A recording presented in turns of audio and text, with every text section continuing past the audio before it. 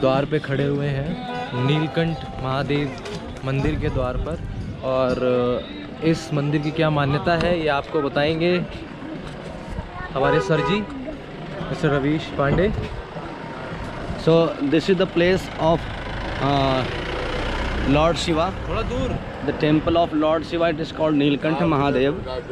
It is believed that after drinking the poison that was found after the churning of the ocean, so he drank the halahal and prevented the whole world from any type of problems and difficulties.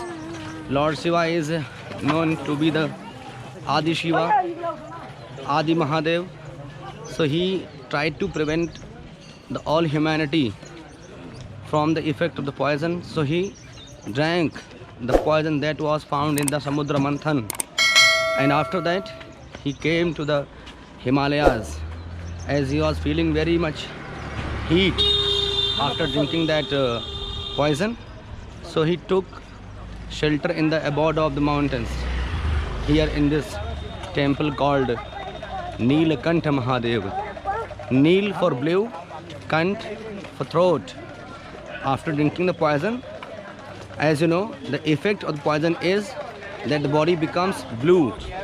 So his throat became blue when he had drunk the poison. So Lord Shiva came to this place and made it his permanent abode. So this is the Nilkantha Mahadev temple, which we are just going to enter and get the holy darshan. So now it is over to Mr. Himanshu Sharma. So this is all about this temple, Nilkantha Mahadev Mandir.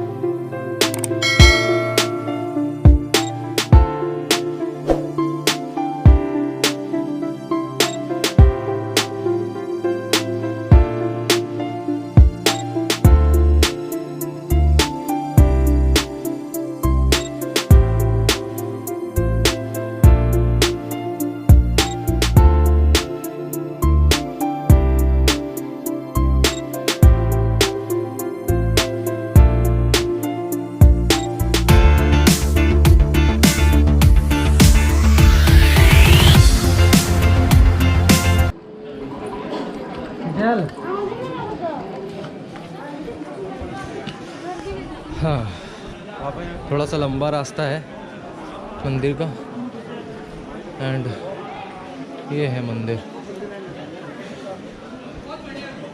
बेटा नीचे उतरो। ये है नीलकंठ महादेव मंदिर, यहाँ पे लगानी पड़ेगी लाइन।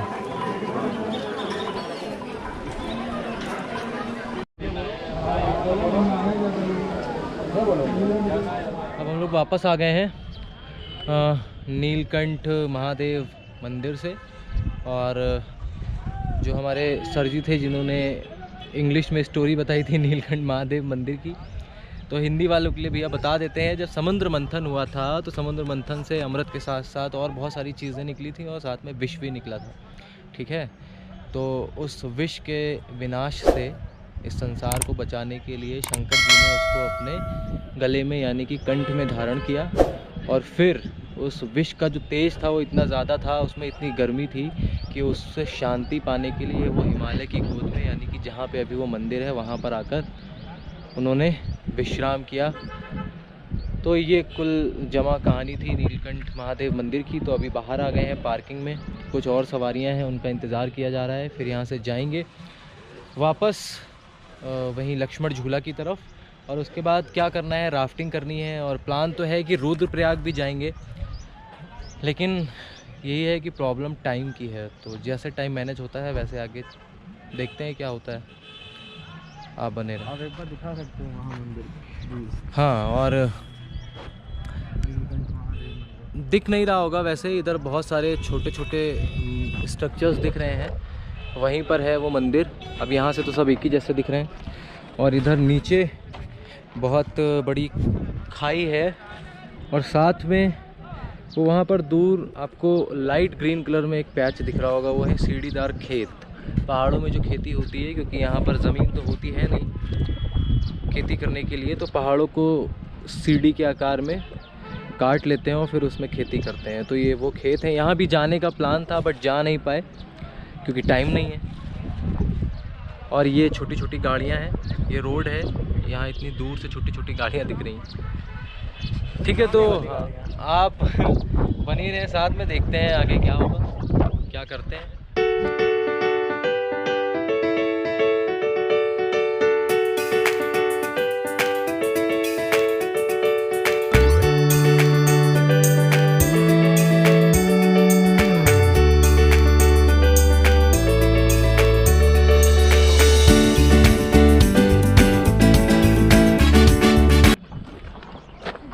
नंबर भी नहीं लिया हम लोगों। इस समय हम लोग मौजूद हैं नीलकंठ महादेव मंदिर के समीप ऋषिकेश में, और हम ये प्रयास कर रहे हैं आपको दिखाने का कि यहाँ से सीढ़ी नुमा खेत जिनमें कि जौ, अलसी इत्यादि फसलें नीचे बोई हुई हैं, ये यहाँ पर स्टेप फार्मिंग होती है और बहुत ही विहंगम दृश्य है यहाँ का।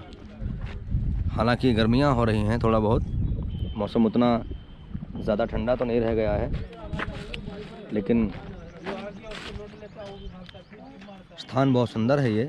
और ये स्थान मैं रिकमेंड करूँगा कि घूमना हो अगर तो बरसात में आया जाए।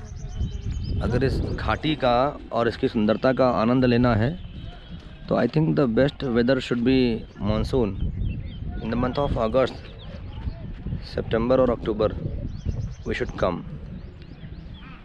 और अगर ठंडक में भी यहाँ आया जाए दिसंबर जनवरी में भी,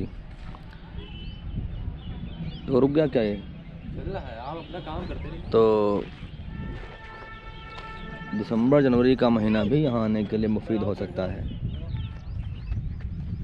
तो कोशिश कर रहे हैं कि इस विहंगम दृश्य को रिकॉर्ड करके आप सब तक पहुँचाया जाए, इस हरी भरी घाटी का और यहाँ पर सीढ़ी नुमा खेतों का, उस घाटी में बने हुए कुछ घरों का, शांत वातावरण का, जो आम ज़िंदगी से बहुत ख़ास ज़िंदगी बनाती है यहाँ पर, जहाँ पर पैसे कमाने की आपाधापी नहीं है, शहरों की भाग दौड़ भरी ज़िंदगी नहीं है, प्रदूषण नहीं है, चोरी मक्कारी कम है।